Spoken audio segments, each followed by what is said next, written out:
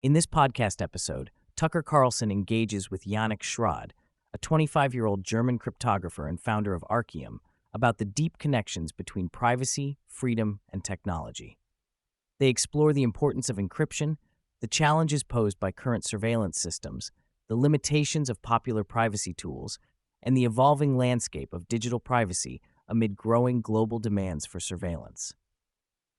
Yannik brings a unique perspective shaped by his legal, mathematical, and computer science background, explaining how cryptographic principles rooted in the universe's fundamental laws can empower humanity to protect individuality and freedom. Yannik opens by emphasizing that privacy is synonymous with freedom, protecting an individual's core identity against coercive forces that seek to reduce humans to objects or slaves. Privacy stands as a shield guarding the soul and essence of humanness.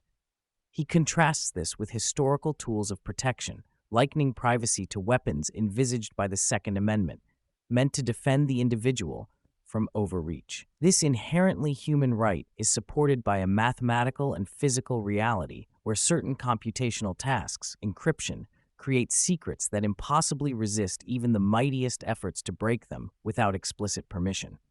This computational asymmetry forms the bedrock of modern cryptography and privacy technology. A captivating aspect of the discussion involves how encryption leverages the universe's inherent unpredictability and complex mathematics. Yannik illustrates this with the analogy of shuffling a deck of cards, where true randomness creates a practically infinite complexity that no adversary, regardless of computational power, energy, or lifetime, can unravel. This intertwining of physics and mathematics establishes an unbreakable fortress for secrets, something humans have only recently harnessed through cryptographic invention. The principle that secrets can be concealed and computations performed in privacy fundamentally alters how humans can interact with data without fear of exposure. While encryption itself is sound, Yannik argues that the existing ecosystem fails to guarantee end-to-end privacy due to the exposure that arises when encrypted data must be decrypted on user devices. The end devices, like smartphones, become vulnerable points where powerful actors can access decrypted information. The closed nature of hardware and operating systems prevents complete transparency and auditability, leading to inevitable flaws and intentionally installed weaknesses by malevolent insiders or inadvertent coding errors. Thus, even if messages are encrypted in transit, like through Signal, once they reach and are decrypted on devices, users remain susceptible to surveillance through hacking, device compromises, or backdoors. The conversation then turns toward the ecosystem of companies profiting enormously from surveillance capitalism. Through mass and bulk data collection, these platforms covertly extract value from user behavior without informed consent, transforming users into products. This data enables predictive behavior modeling, micro-targeting with ads, and ultimately behavioral control, shifting individuals toward becoming manipulable puppets. Despite legal frameworks like GDPR, there is skepticism about genuine protection because large-scale bulk data harvesting continues with limited accountability, and legislative actions often mask commercial and governmental interests. Yannik distinguishes between tactical surveillance, targeted spying on specific individuals with legitimate judicial oversight, and strategic surveillance, which applies indiscriminately to everyone, harvesting and storing all data indefinitely for potential misuse. The recent trend shows a shift from tactical to strategic, intensified by technology advances, decreasing costs, and new surveillance infrastructures such as the controversial chat control proposals in Europe and the UK. These systems embed monitoring and censorship capabilities directly into messaging platforms, often under the guise of combating child exploitation or terrorism, but creating unprecedented opportunities for abuse and loss of privacy. Regarding device security, Yannik notes Android's advantage due to open-source operating systems that allow independent verification and customization, enhancing security and innovation. He references secure versions of Android, like Graphene OS, which specialize in privacy. However, trust ultimately depends on manufacturers controlling hardware and firmware. Apple's tightly controlled ecosystem provides institutional trust for many users, but remains a closed system with opaque processes. The ideal, Yannik suggests, would involve technically adept users building and running their own minimalistic open-source operating systems on trusted hardware, a solution still largely impractical for most consumers. Yannik affirms the fundamental security of contemporary cryptography, supported by a global community of mathematicians and open-source scrutiny. Nonetheless, he highlights past attempts by intelligence agencies, particularly the NSA, to weaken security standards through sinister measures like the dual elliptic curve deterministic random bit generator backdoor, disguised as legitimate cryptographic randomness, but actually compromised. This effort nearly undermined the global cryptographic infrastructure until whistleblowers and the cryptography community exposed it. Such actions, designed to increase national security, ironically endangered the economic and strategic security of entire nations. Open-source cryptography projects like Signal are trusted because their code and algorithms are transparent and subject to continuous peer review by experts worldwide. This collective oversight makes hidden backdoors or flaws almost impossible to sustain undetected. Though Signal benefited from early CIA funding, its open nature and strong community support provide confidence in its security and intentions. Yannik explains that trust in encryption products should derive from their openness and verifiability rather than mere institutional ties or funding sources. Yannick's company, Archium, aims to extend privacy beyond encrypted communication into encrypted computation, enabling multiple parties to jointly compute outcomes over their private data without exposing inputs. This represents a new paradigm where data ownership remains with the individual, while still allowing valuable collaborative processing, such as medical research or financial analysis, to occur securely and privately.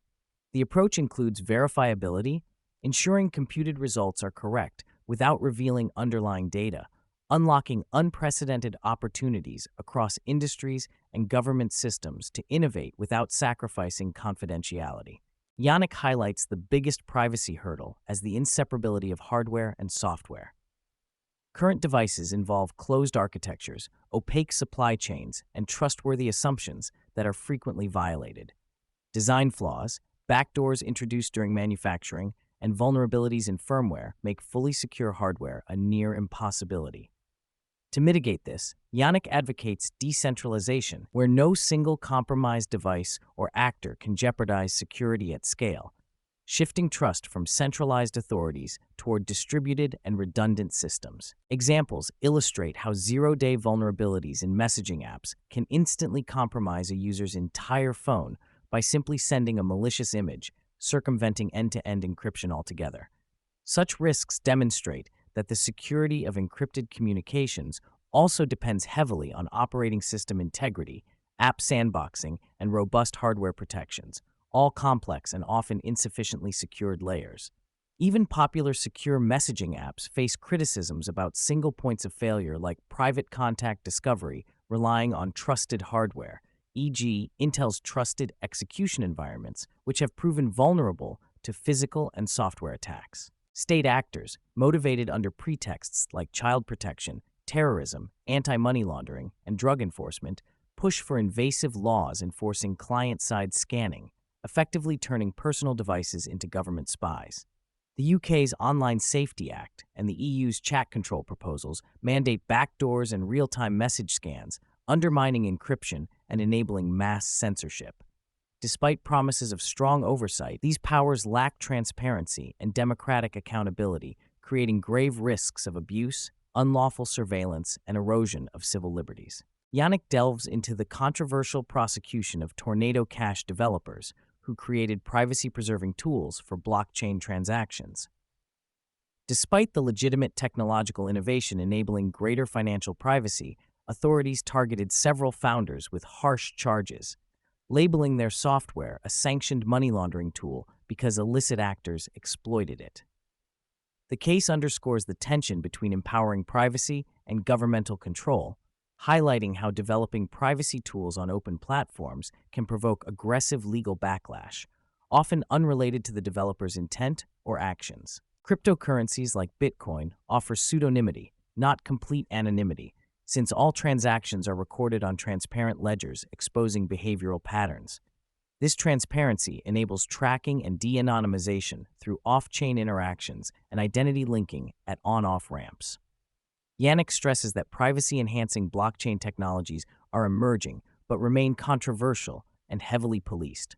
These limitations shattered early hopes that cryptocurrencies would provide fully private and unregulated financial systems, exemplified by government seizure of crypto assets and censorship of privacy-focused projects.